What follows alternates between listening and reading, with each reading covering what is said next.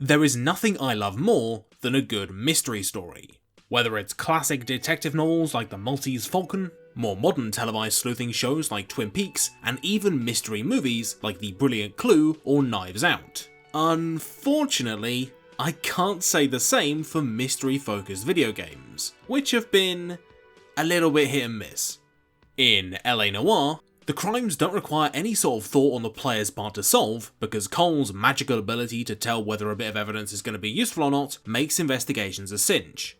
In the Batman Arkham games, starring supposedly the world's greatest detective, finding out what's going on is as simple as looking at a bullet hole with your magic Batovision, whereupon Bruce will just tell you. And in Heavy Rain, the focus is less on solving a genuinely quite compelling thriller plot, and more on trying to get your head around weird quick-time events and confusing plot holes. For a long time, mystery stories in video games have been mixed, to say the least.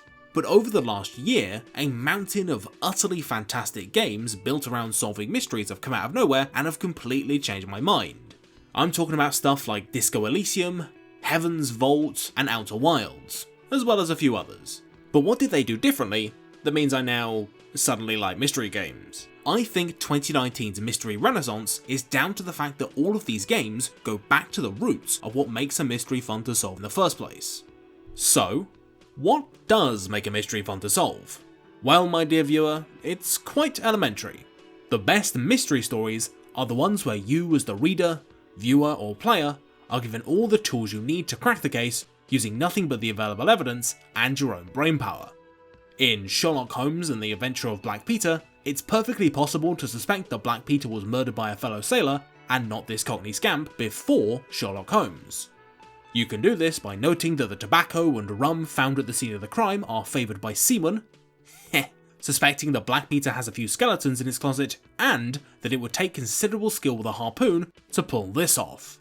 It's this aspect of challenge and extra effort the reader has to go through that makes the solve at the end of a classic mystery story so damn satisfying.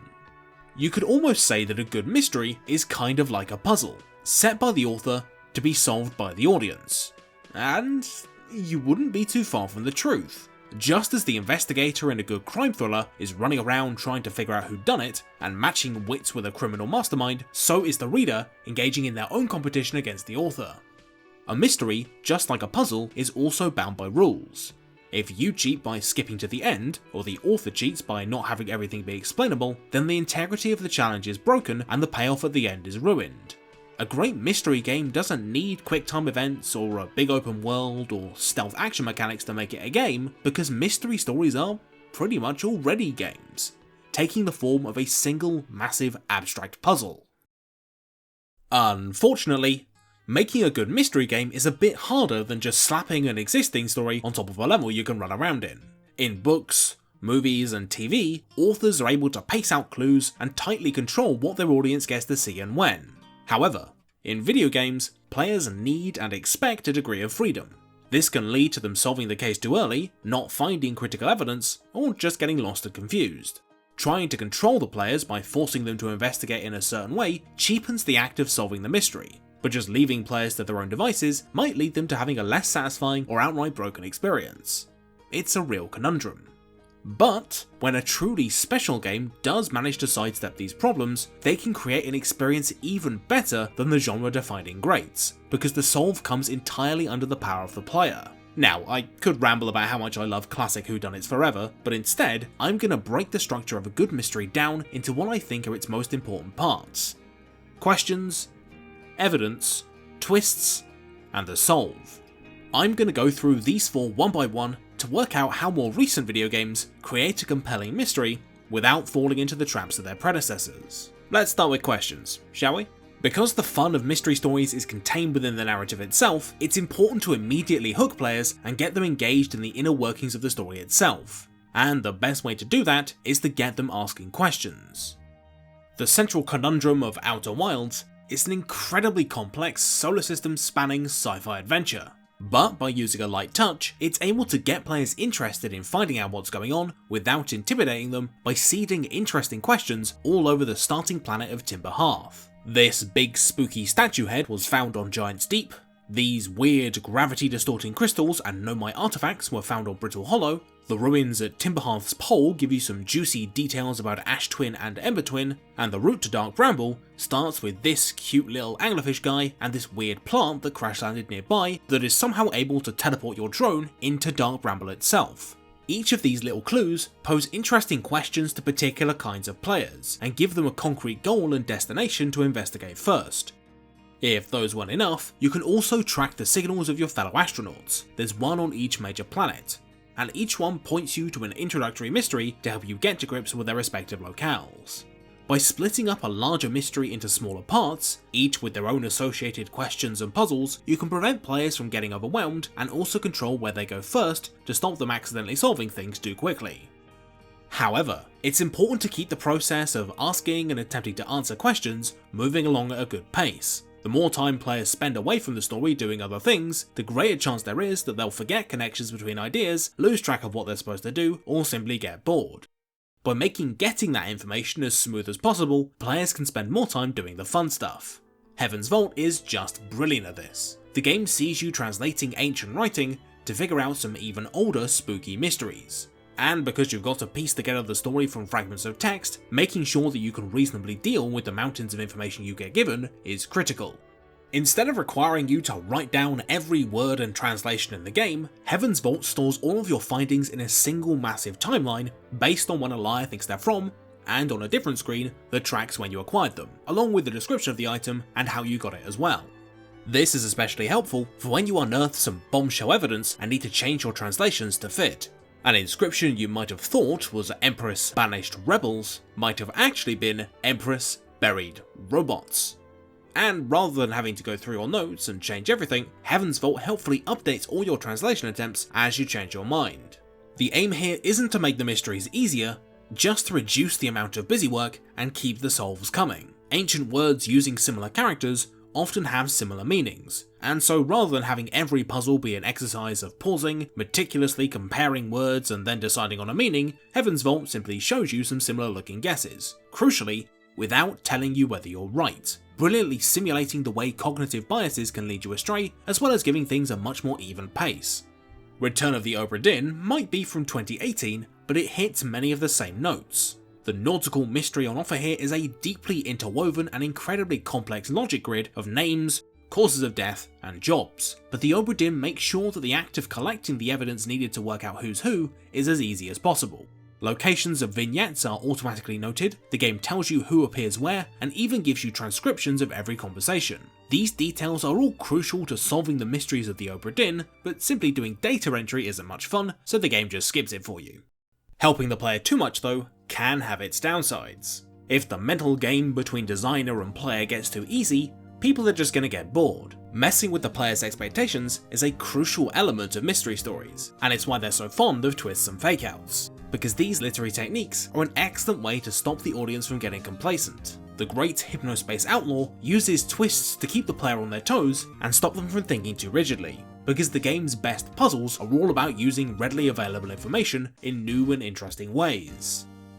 Around midway through the game, in which you play an alternate universe late 90s internet moderator, you're tasked with tracking down some bits of pirated music that some users have uploaded and shutting things down.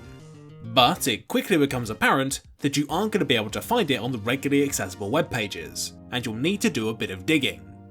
So, you track down the name of one of the songs, which points you to this page about a tennis conspiracy theory which says he got the pirated music from this guy, Gearhead Greg, who offers tech support, security advice, and also seems to know about a secret file sharing site.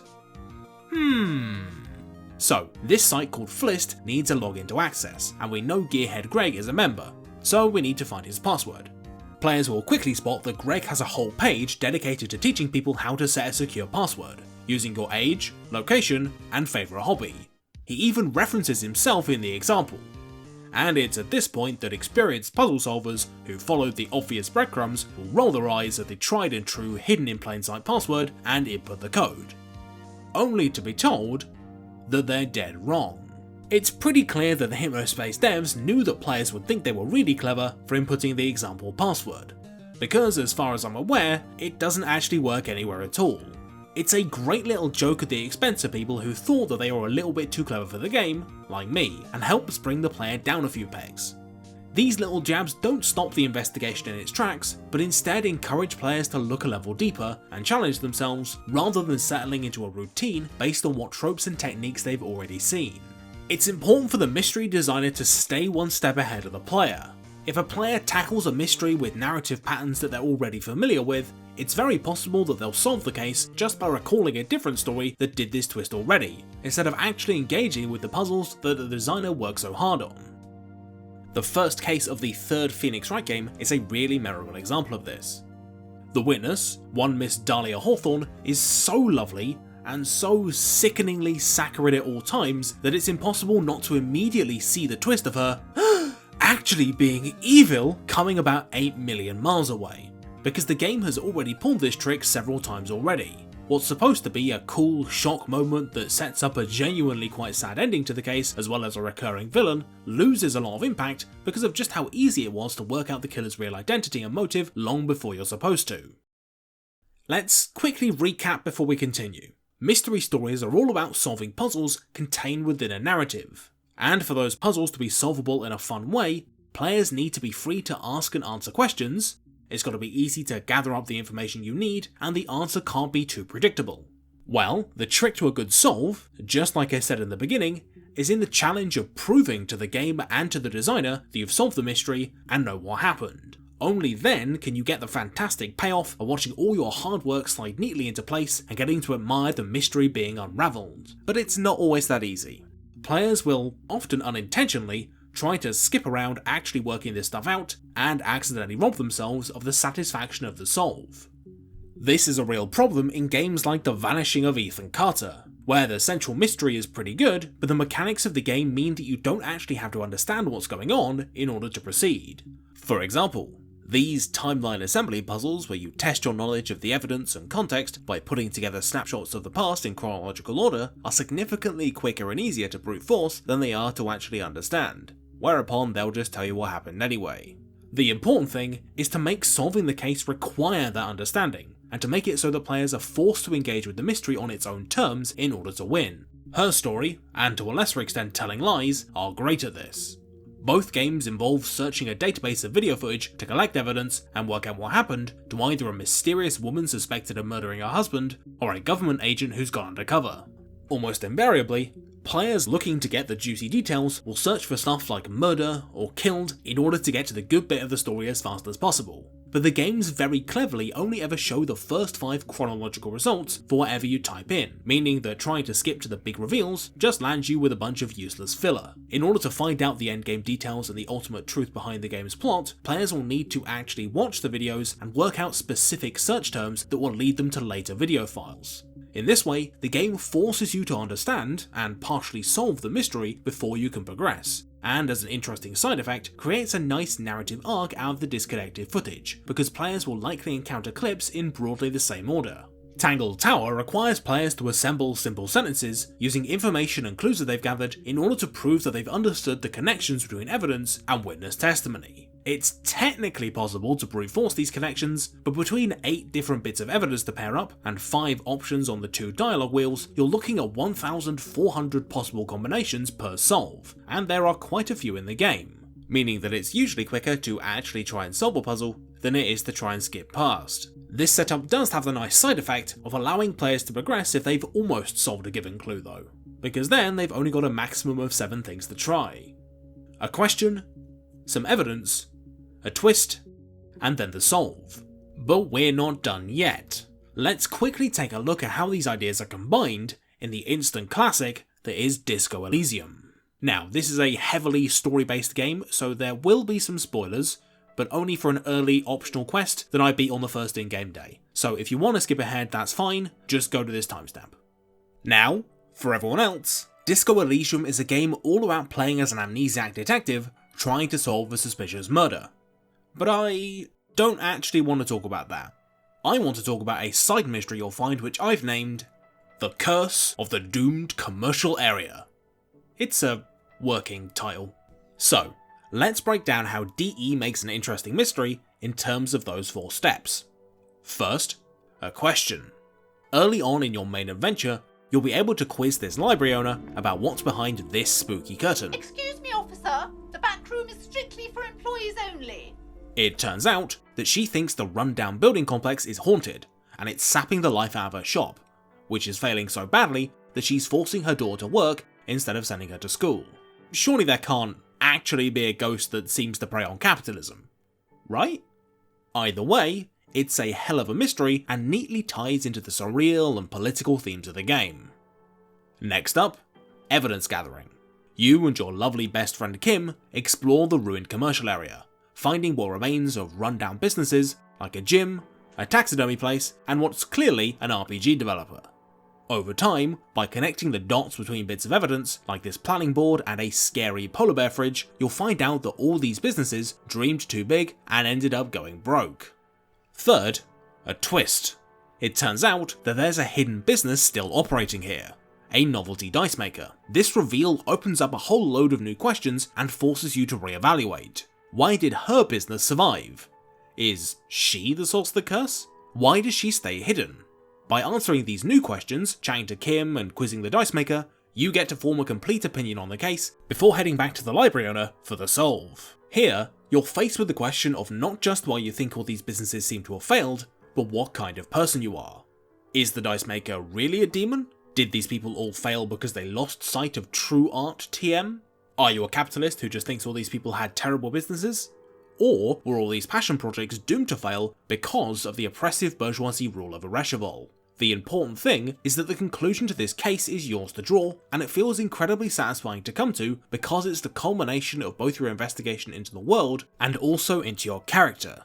By resolving this mystery, and discovering a little more about what kind of person you are, you can uncover one more bit of evidence that can be used to solve the case of your missing identity. Something that won't be confirmed for sure until much later on in the game. Mysteries are at the heart of so many great stories, and by not capitalising on them, video games are missing out on the potential for some truly brilliant experiences that test the player's lateral thinking and analytical skills rather than their mathematical abilities or reaction speed. Sometimes a great game isn't the product of slick mechanics or loads of content, but a purity of vision and an understanding of what makes particular kinds of narratives tick. Mystery stories are all about curiosity, persistence, and a desire to think outside the box, both when it comes to designing them, but also experiencing them too. Even though they might be pitted against each other, at the end of the day, players and designers of mystery stories need to collaborate to truly bring this vision to life, and there's no better way to learn how than in 2019's brilliant mystery games. TLDW, if you like the Sherlock TV show, then you are officially banned from my channel. Look, I mean, I don't make the rules, that's just how it works, you know, sorry, just get out. Get out! Hello! What's up? Don't worry about just now, you don't really have to go, I was lying. Which, coincidentally, is exactly what Stephen Moffat thinks a twist is. Anyway, I'm talking to you right now because I've got a few shoutouts to make. First, for a cool up-and-coming YouTube person who you should be watching instead of me, and then for my top-tier patrons. The YouTuber in question is none other than Tom O'Regan, who does snappy, fast-paced game design insight videos with a little bit more of a comedic bent.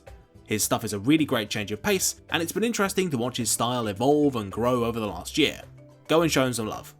But the real stars you should be showering with praise are my lovely patrons, but especially my top tier $10 a month mysterious benefactors, who are Alex Deloche, Asaran, Alno94, Baxter Heel, Big Chess, Brian Natariani, Calvin Han, Daniel Metjes, David Dumitrascu, I hope I said that right, sorry if I didn't, Dirk Jan Karrenbeld, Doodlehog, Evie, Ibathon, Jesse Ryan, Joshua Binswanger, Lee Berman, Lucas Slack, Lunar Eagle 1996, Mace Window 54, Max Filipov, Mr. T with some tea, Patrick Romberg, Philby the Bilby, Phony Homeless, Prospero, Ray's Dad, Samuel Vanderplatz, Strateger in Ultima, Yaron Mirren, Zach Schuster, and Chow. Whew, the list is getting longer and longer every month. Thank you for your continued support, Happy New Year, and I will see you around. Bye!